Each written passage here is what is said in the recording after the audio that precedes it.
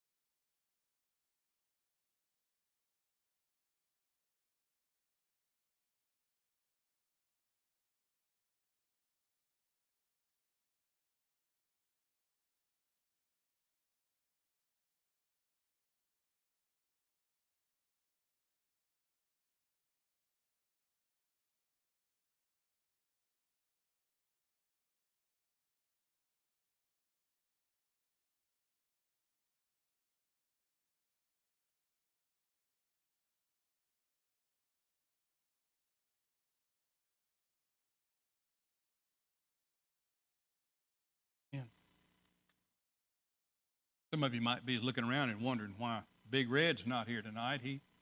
I don't. The text was like this: my sinuses are acting up, my nose is running. I don't know if I'll be able to preach or not. But overnight, he got some kind of miraculous cure because he's looking pretty good this morning. But he crashed and burned this afternoon, so. He asked to be excused, and he's going to nurse his bad head, as many people have. I know in my world there's several that are all jammed up here, and it's not the virus. It's just changing the weather type colds. So we carry on. We're going to try to conclude our lesson. As has been said to me, it's a big topic, and probably needs more than 2 classes or even 3.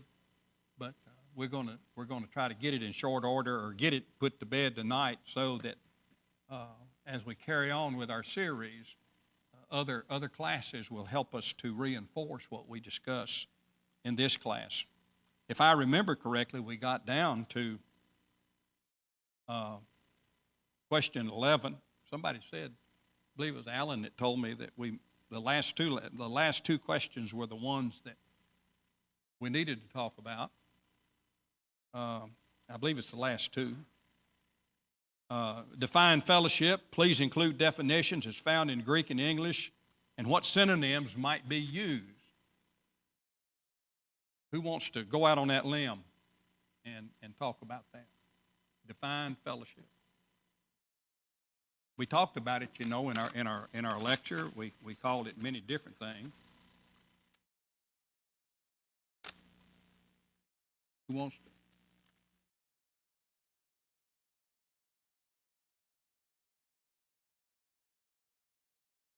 to? Not the Greek word, just synonyms, English word.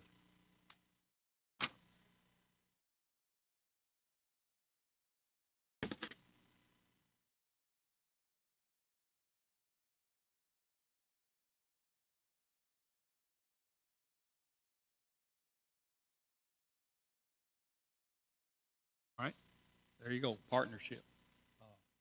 Did you hear her say the word communion? You said, did you say? Oh, it's not the word?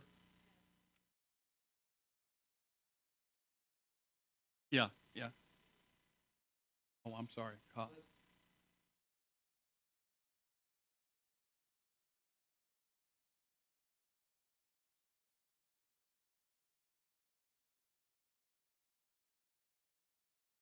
Communion, fellowship, communion, sharing, and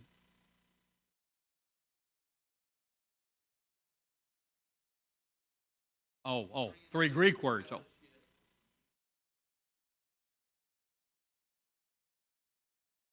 See, I like it because in one passage that I read, we have to be careful that we're not partakers with those in sinful practices. So we can have fellowship on the right side with God and each other. We can also have fellowship on the wrong side when we come into joint participation or sharing with sinners. That is sinful practices, if you will. So that was an interesting part of that in my studies that I came across. That we think. Does anybody else want to share a word that they got? You.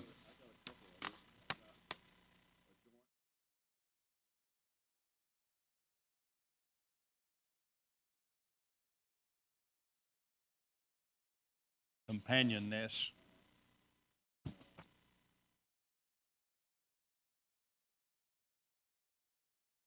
Right?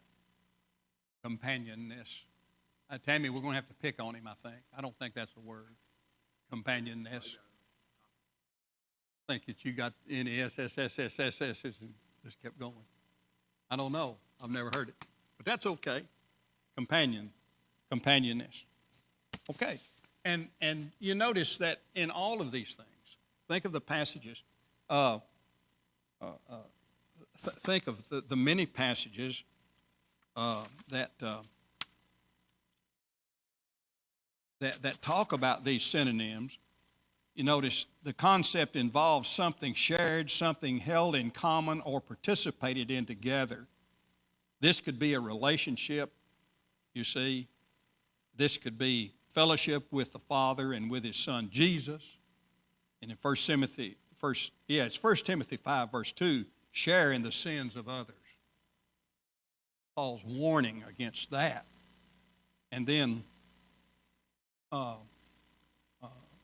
helping or assisting, Romans 12:13, share with God's people who are in need. And time and again, Paul said that you had fellowship with me in my work. When he was talking about his preaching work in the Philippian letter, and I believe in the Corinthian letter, that he refers to those types of fellowship. So we see that these fellowship that the importance of this is that it has to do with the work that we do, the work that God wants us to do, and we are, as we stated earlier, it's always voluntary, and we want to appreciate that opportunity to serve. Number 12, read 2 Peter 1, 3 and 4. Please tell in your own words about fellowship and divine nature. Tell about fellowship and divine nature. You notice when you turn to 2 Peter 1, first he says his divine power has granted unto us all things that pertain to life and godliness through the knowledge of him who's called us, by which he has granted to us great and precious promises, so that through them ye may become partakers of the divine nature. And then he goes on and goes up this ladder that we all know so well: add to your faith virtue, knowledge, temperance, patience, goodness, godliness, and brotherly kindness. In other words, all of these things. So, based on the context, tell me what divine nature means. What might it mean?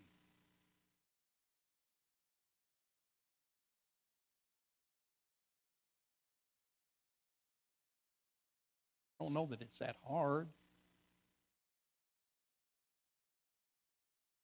Because, see, we're going to be, he says, he uses that word, granted unto us his, so that we might become partakers.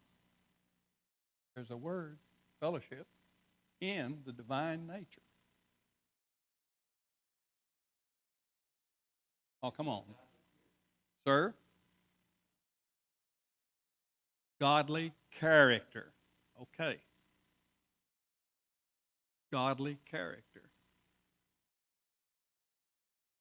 Have you ever talked to somebody and you say, well,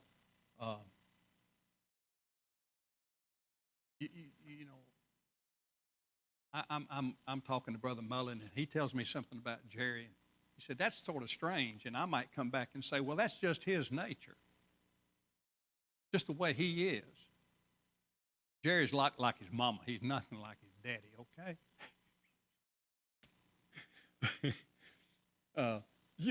So, it gets into kind of like that, you see. But notice, if you apply what follows this passage, you see what Alan is talking about. Godly character. And isn't it interesting that brotherly love is at the end?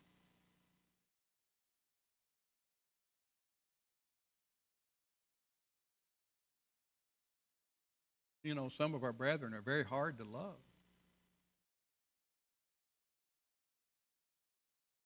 Maybe we're not trying hard enough. Maybe we're not.